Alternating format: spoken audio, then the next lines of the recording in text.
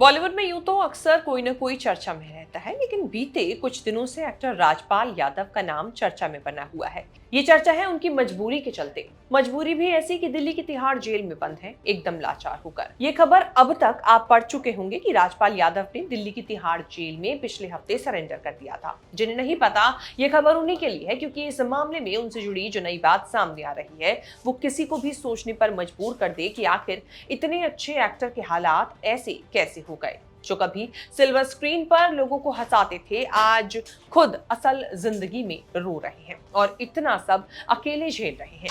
क्या है पूरा मामला? क्यों 26 साल पुराने मामले में राजपाल यादव पहुंचे हैं तिहाड़ जेल? कैसे 3 दशक के लंबे करियर के बाद उन्हें लगा है झटका? कैसे टेलरिंग करते करते बने एक्टर? कैसे पहले राम गोपाल वर्मा और अब सोनू सूद बन रहे हैं और राजपाल यादव के लिए उम्मीद की एक नई किरण? बताएंगे चर्चित चेहरा के इस एपिसोड में, तो बने रहे वीडियो के आखिर तक। नमस्कार, मैं हूं कीर्ति और आप न्यूज तक पर देख रहे हैं चर्चित चेहरा। हिंदी सिनेमा में कुछ ऐसे हीरे हैं जिन्होंने अपनी चमक से सिर्फ फिल्मी पर्दों को रोशन नहीं किया, बल्कि लोगों के दिलों में भी जगह बनाई है। और ऐसा ही एक हीरा राजपाल यादव भी है, और ये कहना गलत नहीं होगा। भूल भुलैया और चुपके चुपके में उनकी एक्टिंग को कौन भूल सकता है। अपनी कॉमेडी की टाइमिंग के जरिए लोगों को हंसाने वाले राजपाल यादव ने 90 के दशक में अपने एक्टिंग करियर की शुरुआत की थी। लगभग 3 दशक के लंबे करियर में राजपाल यादव ने खूब उतार चढ़ाव भी देखे, लेकिन ये दौर जो अब उनके जीवन में चल रहा है, ये तो उन्होंने सपने में भी नहीं सोचा होगा। एक्टर राजपाल यादव ने दिल्ली के तिहाड़ जेल में पिछले हफ्ते सरेंडर कर दिया था। ये खबर आपने पढ़ ली होगी, जैसा कि हमने शुरुआत में बताया। लेकिन सरेंडर करने से पहले पुलिस वालों के सामने राजपाल यादव ने जो बयान दिया वो जबरदस्त चर्चा में आ गया है।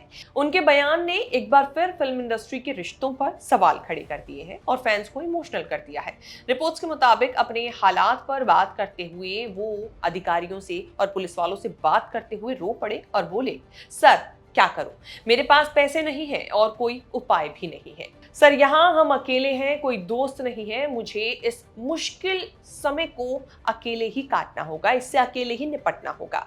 जिन्हें नहीं पता उन्हें बता दें कि ये मामला साल 2010 का है, जब राजपाल यादव ने अपनी डायरेक्टोरियल फिल्म अता पता लापता को फाइनेंस करने के लिए मुरली प्रोजेक्ट्स प्राइवेट लिमिटेड से 5 करोड़ रुपए उधार लिए थे, यानी कि लोन लिए थे। फिल्म बॉक्स ऑफिस पर बुरी तरीके से फ्लॉप हो गई और राजपाल यादव की जेब भी टाइट हो गई।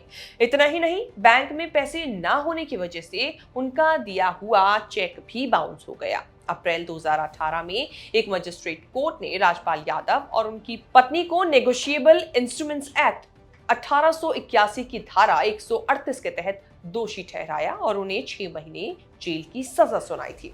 राजपाल यादव ने इस फैसले को चुनौती दी और कई अपील के जरिए राहत मांगी।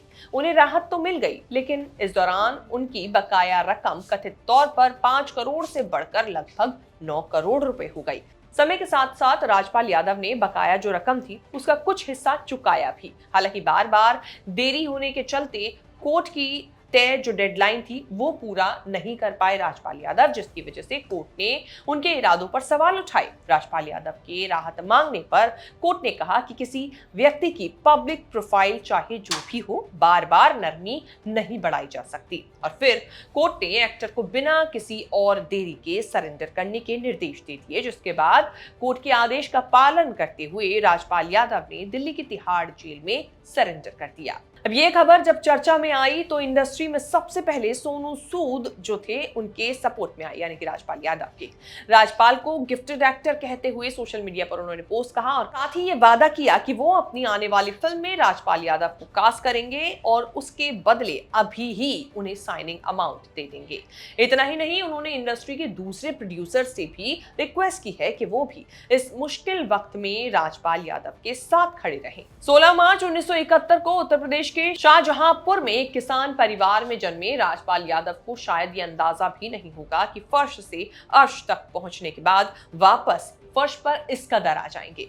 स्ट्रगल तो बचपन में भी बहुत था, क्योंकि उस वक्त भी घर की माली हालत ठीक नहीं थी। बचपन में उनका घर कच्चा था और गांव में पक्के मकान भी नहीं थे। हालात मुश्किल थे, लेकिन उनके पिता ने उन्हें कभी किसी चीज की कमी महसूस नहीं होने दी। ये उन्होंने अपने एक बयान में भी कहा और बताया था कि गांव से दूर उन्हें एक अच्छे स्कूल में दाखिला भी दिलाया था। हालांकि पढ़ाई 12वीं तक ही वो कर पाए, जिसके बाद घर की जिम्मेदारियों के कारण राजपाल यादव ने ऑर्डिनेंस क्लॉथ फैक्ट्री में टेलरिंग का अप्रेंटिस कोर्स किया और काम शुरू कर दिया। हालांकि उनका मन इस काम में लगा नहीं, क्योंकि बचपन से ही वो एक्टर बनना चाहते थे। इसी इच्छा के चलते उन्होंने नौकरी छोड़ दी और थिएटर की राह पकड़ ली। राजपाल यादव ने पहले लखनऊ की भारतेंदु नाट्य अकेडमी से थिएटर की ट्रेनिंग ली और फिर दिल्ली के नेशनल स्कूल ऑफ ड्रामा में पढ़ाई की। यहीं से उनकी एक्टिंग को नई दिशा मिली।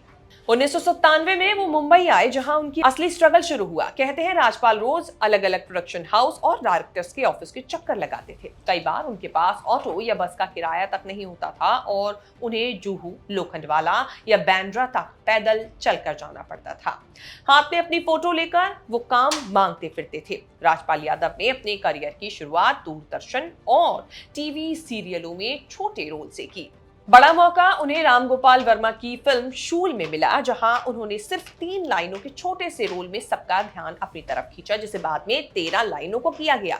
इसके बाद राम गोपाल वर्मा की फिल्म जंगल में निभाए गए सिप्पा के कैरेक्टर ने उनकी पहचान बना दी और उन्हें बेस्ट नेगेटिव रोल का अवार्ड भी मिला। इसके बाद राजपाल यादव ने कंपनी, हंगामा, मुझसे शादी करोगी, फिर हेरा फेरी, चुपके चुपके और भूल भुलैया जैसी कई फिल्मों में काम किया, जहां उनकी कॉमेडी को लोगों ने खूब पसंद किया और अपने दिलों में राजपाल यादव की इस किरदार को जगह भी दी।